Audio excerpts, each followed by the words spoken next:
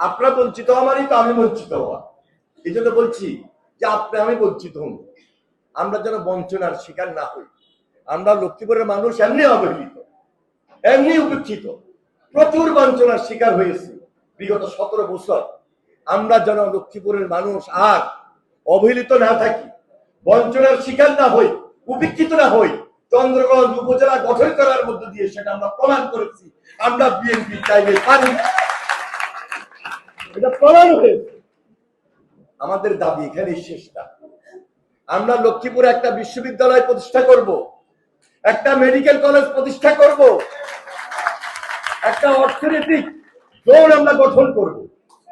আমাদের লক্ষ্মীপুরে অনেক ইউনিয়ন, রাস্তাঘাট, জলাবদ্ধতা, স্কুল কলেজ মাদ্রাসা, অনেক উন্নয়নের দিক থেকে আমরা বঞ্চিত হয়ে পড়েছি গত 17 বছর। এখান থেকে আমাদেরকে বেড়ে আসতে হবে।